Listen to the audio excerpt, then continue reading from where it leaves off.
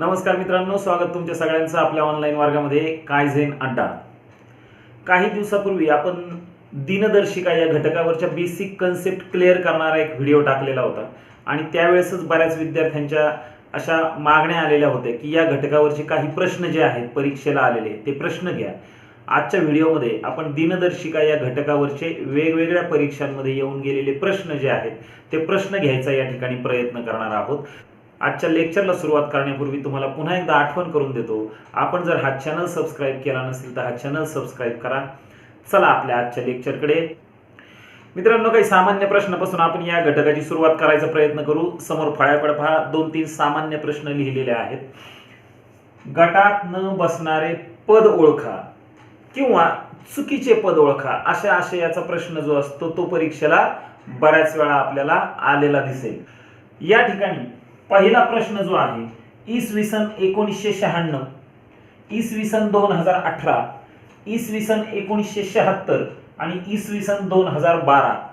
सामान्यपणे प्रश्नाकडे पाहिलं की आपल्या लगेच लक्षात या ठिकाणी यायला पाहिजे हा प्रश्न जो आहे हा प्रश्न लीप वर्षाशी संबंधित आहे आणि ज्या वर्षासनाला 4ने भाग जातो त्या वर्षाला आपण लीप वर्ष असं म्हणतो. त्या वर्षामध्ये 365 च्या ऐवजी 366 दिवस असतात.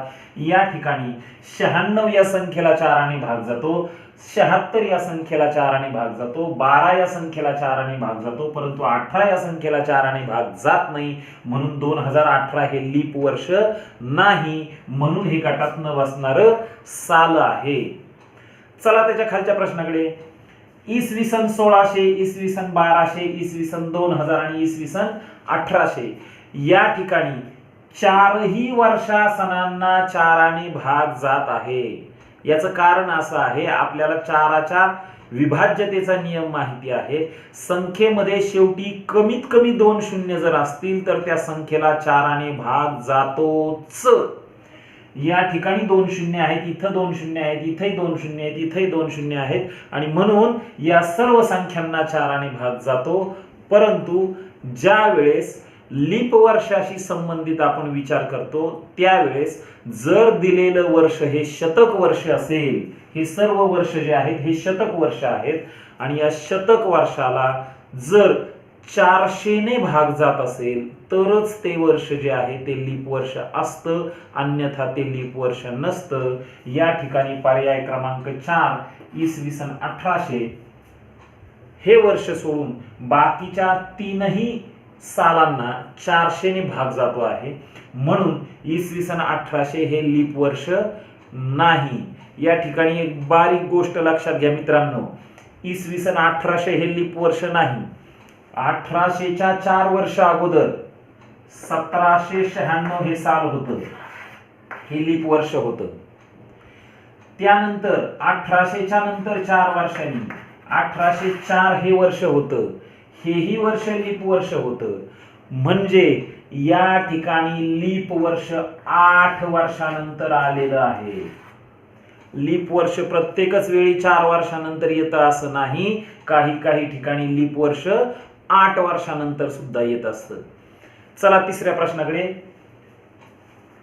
31/10/2020, 29/2/2020, 31/5/2020 आणि 31/11/2020 या 4 तारखा आपल्याला दिलेल्या आहेत.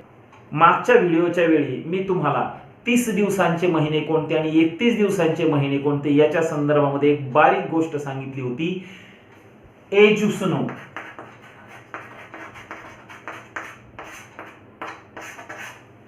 एप्रिल, जून, सप्टेंबर आणि नोव्हेंबर हे 4च महिने जे असतात हे 4 महिने 30 दिवसांचे आहेत. उरलेले सगळेच्या सगळे महिने 31 दिवसांचे असतात, फेब्रुवारी महिना सोडून. तो 28 दिवसांचा असतो आणि दर लीप वर्षामध्ये तो 29 दिवसांचा असतो. या ठिकाणी ऑक्टोबर महिना आहे हा 31 दिवसांचा आहे, म्हणजे ही तारीख बरोबर आहे. या ठिकाणी फेब्रुवारी महिना आहे, 2020 हे लीप वर्ष आहे, मग फेब्रुवारी महिन्यामध्ये 29 दिवस असणार, म्हणजे ही तारीख सुद्धा बरोबर आहे. या ठिकाणी मे महिना आहे, मे महिन्यालाही 31 दिवस असतात, त्यामुळे ही तारीखही बरोबर आहे. या ठिकाणी नोव्हेंबर महिना आहे नोव्हेंबर महिन्याला कधीही 31 दिवस असत नाहीत, म्हणून ही तारीख जी आहे ही चुकीची आहे. म्हणून गटात न बसणारं पद जे आहे ते पर्याय क्रमांक 4 हे आहे. हे सामान्य प्रश्न आहे. चला आपण पुढच्या प्रश्नांकडे जाऊ. मित्रांनो, पुढच्या प्रश्नांना सुरुवात करण्या अगोदर पुन्हा एकदा एका मिनिटामध्ये मागची तुम्हाला उजळणी जी आहे ती सांगायचा प्रयत्न करतो. लक्षात घ्या, दर 7 दिवसानंतर किंवा 14 दिवसानंतर किंवा 21 दिवसानंतर किंवा 28 दिवसानंतर तोच वार पुन्हा पुन्हा येत असतो. तुम्ही 7, 14, 21, 28 दिवसांनी पुढे जा किंवा 7, 14, 21, 28 दिवसांनी मागे या, तरी तोच दिवस तुम्हाला मिळेल, म्हणजे तोच वार तुम्हाला मिळेल. त्यानंतर आणखी एक गोष्ट आपल्याला सांगितलेली होती, ती गोष्ट म्हणजे 1 ऑगस्ट लोकमान्य टिळकांची पुण्यतिथी, 15 ऑगस्ट स्वातंत्र्य दिन, 5 सप्टेंबर शिक्षक दिन आणि 14 नोव्हेंबर बाल दिन.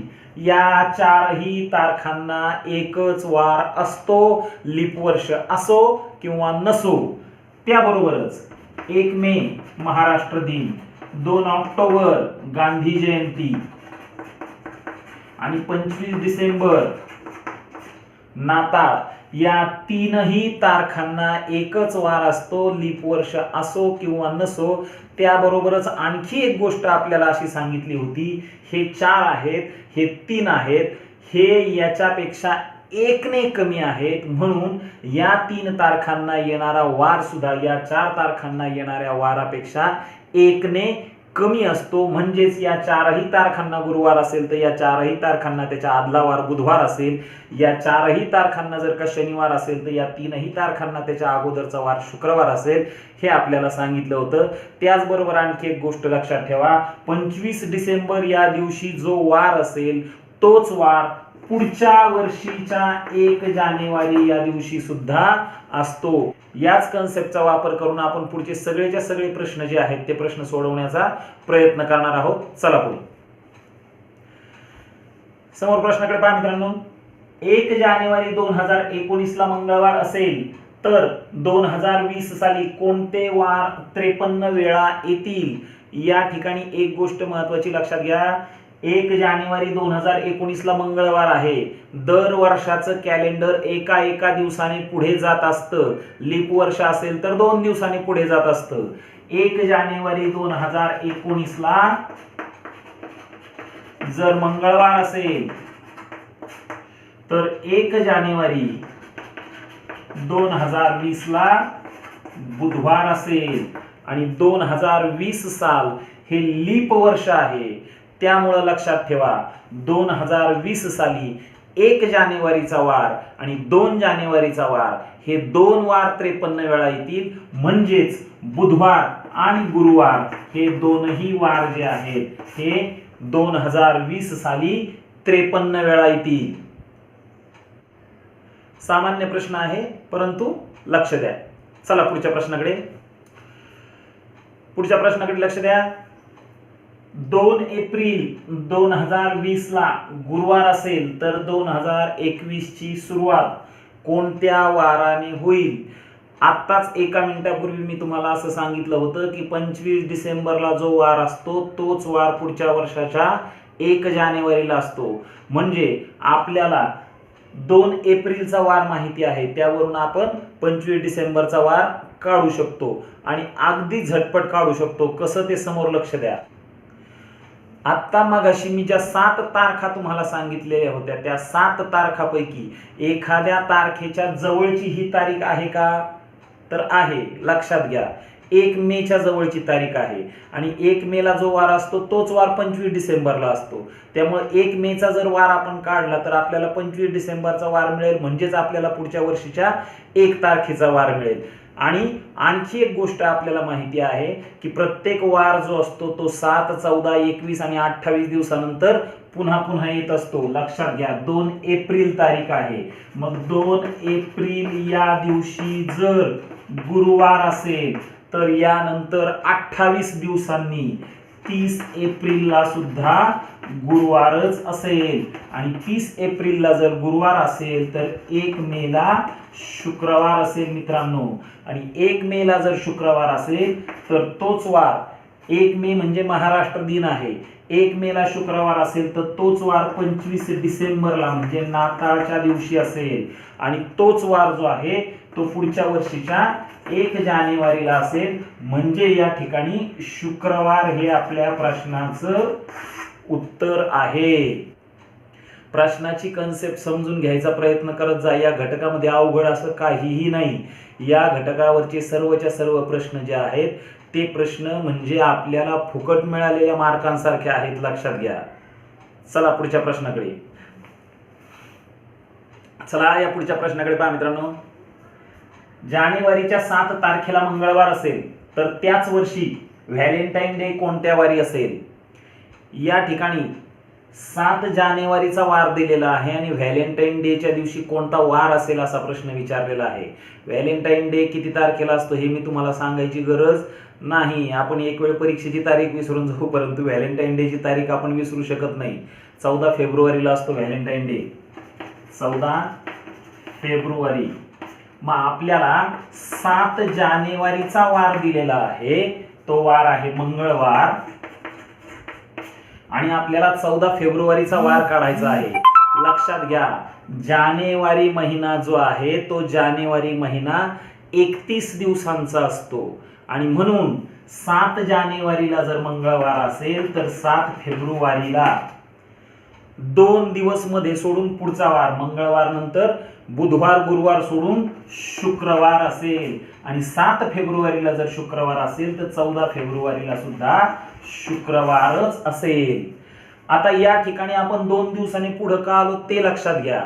जर एखादा महिना 28 दिवसांचा असेल आणि त्या महिन्यातील एखाद्या तारखेचा वार आपल्याला माहिती असेल आणि त्याच्या पुढच्या महिन्यातील त्याच तारखेचा वार जर काढायचा असेल तर लक्षात घ्या, महिना 28 दिवसांचा असेल तर ह्या महिन्यातील एखाद्या तारखेला जो वार असतो त्याच तारखेला पुढच्या महिन्यामध्ये तोच वार असतो. म्हणजेच फेब्रुवारी जर 28 दिवसांचा असेल आणि 1 फेब्रुवारीला सोमवार असेल तर 1 मार्चला सुद्धा सोमवारच येणार. जर हा महिना 29 दिवसांचा असेल तर त्याच तारखेला पुढच्या महिन्यामध्ये त्याच्या पुढचा वार येत असतो. जर महिना 30 दिवसांचा असेल तर 1 दिवस सोडून पुढचा वार येत असतो.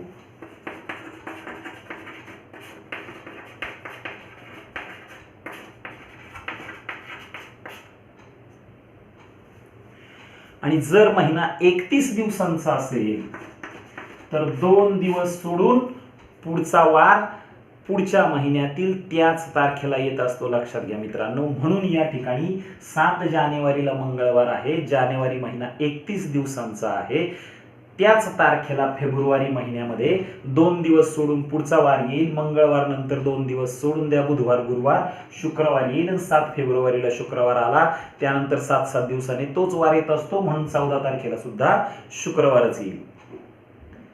चला पुढचा प्रश्न पहा समोर. चला पुढच्या प्रश्नाकडे. राणी राजापेक्षा 730 दिवसांनी मोठी आहे. जर राजाचा जन्म गुरुवारी झाला असेल तर राणीचा जन्म कोणत्या वारी झाला असेल? या ठिकाणी लक्षात घ्या, राणी राजापेक्षा 730 दिवसांनी मोठी आहे असं आपल्याला दिलेलं आहे. 730 दिवस म्हणजे 730 भागिले 2 बरोबर 365 आणि 365 दिवसांचं 1 वर्ष असतं. लक्षात घ्या, याचा अर्थ असा आहे की राणी जी आहे ती राजापेक्षा 2 वर्षांनी मोठी आहे. आणि हे दोनही सामान्य वर्ष आहेत, कारण ते 365 दिवसांचे वर्ष आहेत. याच्यामध्ये लीप वर्ष असायचं काहीही कारण नाही.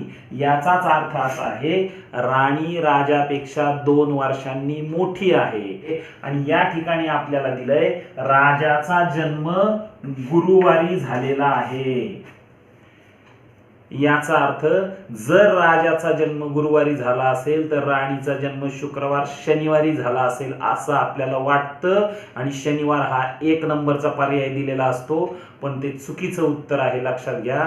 याचं कारण असं आहे, जी व्यक्ती मोठी असते त्या व्यक्तीचा जन्म अगोदर झालेला असतो, हे लक्षात घ्या.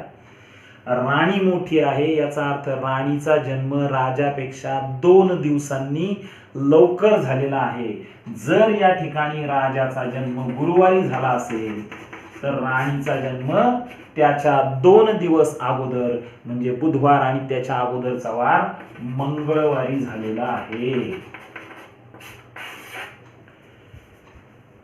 ही बारीक गोष्ट आहे, पण ही बारीक चूक सुद्धा आपल्या अंगलट येऊ शकते. या ठिकाणी पहिला पर्याय जो आहे तो शनिवार असणार आहे, लक्षात घ्या. चला पुढच्या प्रश्नाकडे. चला पहा समोर. या ठिकाणी गांधी जयंती शुक्रवारी असेल तर शिक्षक दिन कोणत्या वारी असेल असा प्रश्न विचारलेला आहे. आता सुरुवातीला तुम्हाला जो नियम सांगितला होता त्या नियमानुसार मी तुम्हाला असं सांगितलेलं होतं की शिक्षक दिनाच्या दिवशी जो वार असेल त्या वाराच्या आधीचा वार जो असतो तो गांधी जयंतीला असतो. या ठिकाणी गांधी जयंतीला जर शुक्रवार असेल तर शिक्षक दिनाला त्याच्या पुढचा वार असेल, म्हणजे गांधी जयंती शुक्रवारी असेल तर शिक्षक दिन शनिवारी असेल. पुन्हा एकदा लक्षात राहत नसेल तर तो नियम लक्षात ठेवा. 1 ऑगस्ट, 15 ऑगस्ट, 5 सप्टेंबर आणि 14 नोव्हेंबर या तारखांना काय असतं आपल्याला माहिती आहे. लोकमान्य टिळकांची पुण्यतिथी, स्वातंत्र्य दिन, शिक्षक दिन, बाल दिन या 4 तारखांना एकच वार असतो. त्यानंतर 1 मे, 2 ऑक्टोबर आणि 25 डिसेंबर या 3 तारखांना काय असतं हेही आपल्याला माहिती आहे. महाराष्ट्र दिन, गांधी जयंती आणि नाताळ या 4 तारखांना एकच वार, या 3 तारखांना एकच वार, आणि या 4 तारखांना जो वार असेल त्याच्या आधीचा वार या 3 तारखांना असतो. म्हणजेच या तारखांना जो वार असेल त्याच्या नंतरचा वार या तारखांना असतो. म्हणून या ठिकाणी गांधी जयंती शुक्रवारी असेल तर शिक्षक दिन शनिवारी असेल. चला पुढे. पुढचा प्रश्न पहा समोर. मिष्टीचा वाढदिवस 27 एप्रिल गुरुवारी आहे, तर त्याच वर्षी 20 ऑक्टोबरला आराध्याचा वाढदिवस कोणत्या वारी असेल? 27 एप्रिलचा वार दिलेला आहे, 20 ऑक्टोबरचा वार काढायला सांगितलेला आहे. 27 एप्रिलचा वार आपल्याला माहिती आहे, तो आहे गुरुवार, आणि आपल्याला जो वार काढायचा आहे तो आहे 20 ऑक्टोबरचा. लक्षात घ्या, 27 एप्रिलला जर गुरुवार असेल तर आपण 1 मेचा वार पटकन काढू शकतो. लक्षात घ्या, एप्रिल महिना जो आहे तो 30 दिवसांचा महिना आहे. 27 तारखेनंतर 28, 29, 30 आणि 1 गुरुवार नंतर शुक्रवार, शनिवार, रविवार आणि सोमवार, म्हणजेच 1 मेला सोमवार असणार आहे. आणि 1 मेला जो वार असतो तोच वार 2 ऑक्टोबरला असतो गांधी जयंतीला. म्हणून 2 ऑक्टोबरला सुद्धा सोमवार असणार आहे. आणि आपल्याला माहिती आहे 7-7 दिवसानंतर तोच वार येत असतो. 2 तारखेला जर सोमवार असेल तर 2 नंतर 7 दिवसांनी 9 तारखेला सोमवार असेल, 9, 7, 16 तारखेला सोमवार असेल. 16 तारखेला जर सोमवार असेल तर 20 तारखेला कोणता वार असेल? 16 नंतर 17, 18, 19, 20, आणि या ठिकाणी सोमवार नंतर मंगळवार, बुधवार, गुरुवार, शुक्रवार, म्हणजेच 20 ऑक्टोबर रोजी या ठिकाणी शुक्रवार असेल. मित्रांनो, हा नियम जो आहे हा जर लक्षामध्ये राहिला तर आपण कोणत्याही महिन्यातून कोणत्याही महिन्यामध्ये अगदी झटपट जाऊ शकतो आणि त्या तारखेचा वार जो आहे तो वार आपण झटपट काढू शकतो. चला पुढे पहा समोर. 2020 मध्ये आंबेडकर जयंती मंगळवारी असेल तर त्याच वर्षी आंबेडकरांची पुण्यतिथी कोणत्या वारी असेल? आपल्याला आंबेडकर जयंतीची तारीख आणि आंबेडकरांच्या पुण्यतिथीची तारीख माहिती असणं गरजेचं आहे. लक्षात ठेवा, 14 एप्रिल या दिवशी आंबेडकरांची जयंती असते आणि आपल्याला तो वार दिलेला आहे, तो वार आहे मंगळवार. आंबेडकरांची पुण्यतिथी जी असते ती 6 डिसेंबरला असते. मग 6 डिसेंबरचा वार आपल्याला काढायचा आहे. 14 एप्रिलला जर मंगळवार असेल तर तुम्हाला सांगितल्याप्रमाणे 7, 14, 21, 28 दिवसानंतर तोच वार पुन्हा येत असतो. 14 तारखेला जर मंगळवार असेल तर 14 नंतर 14 दिवसांनी 28 तारखेला सुद्धा मंगळवारच येणार. 28 एप्रिलला जर मंगळवार असेल तर 1 मेला कोणता वार असेल? 28 तारखेला मंगळवार, त्यानंतर 29, 30 आणि 1 मंगळवार, नंतर बुधवार, गुरुवार आणि शुक्रवार, म्हणजेच 1 मेला शुक्रवार असणार आहे. आपल्याला 1 मेचा वार माहिती झाला. 1 मेला जो वार असतो तोच वार नाताळला म्हणजे 25 डिसेंबरला असतो. मग 1 मेला जर का शुक्रवार असेल तर 25 डिसेंबर या दिवशी सुद्धा शुक्रवारच असणार आहे. मग 7, 14, 21 दिवसांनी पुढे जा किंवा 7, 14, 21 दिवसांनी मागे या, तोच वार आपल्याला मिळणार आहे. मग 25 डिसेंबरला जर शुक्रवार असेल तर 25 मधून 21 वजा करा, 4 डिसेंबर या दिवशी सुद्धा शुक्रवारच असणार आहे. आणि मग जर 4 डिसेंबरला शुक्रवार असेल तर 6 डिसेंबरला 4 तारखेनंतर 5 आणि 6 शुक्रवार, नंतर शनिवार आणि रविवार, म्हणजेच या ठिकाणी 6 डिसेंबरला रविवार असणार आहे. आंबेडकरांच्या पुण्यतिथीच्या दिवशी रविवार असेल. चला पुढचा साधा प्रश्न आहे. लीप वर्षामध्ये किती तास असतात? मित्रांनो, लीप वर्षाला 1 दिवस जास्त असतो हे आपल्याला माहिती आहे. म्हणजेच लीप वर्षामध्ये 366 दिवस असतात. एका दिवसाचे तास 24.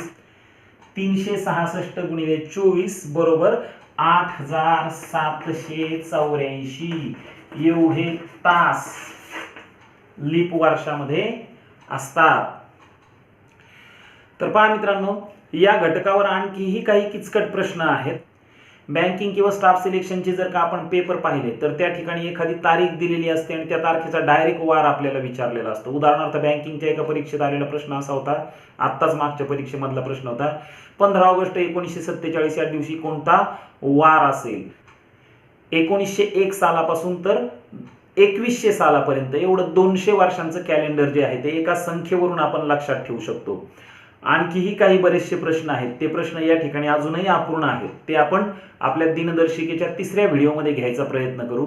आजचं हे लेक्चर तुम्हाला आवडलं असेल तर लाईक करा. कमेंट बॉक्समध्ये आम्हाला कमेंट द्यायला विसरू नका. आपल्या काही शंका असतील तरी त्या कमेंट बॉक्समध्ये दिल्या तरी सुद्धा चालतील. आणि हा चॅनल जर आपण सबस्क्राईब केला नसेल तर चॅनल सबस्क्राईब करा. उद्या नवीन घटकासह पुन्हा एकदा भेटू. तोपर्यंत नमस्कार.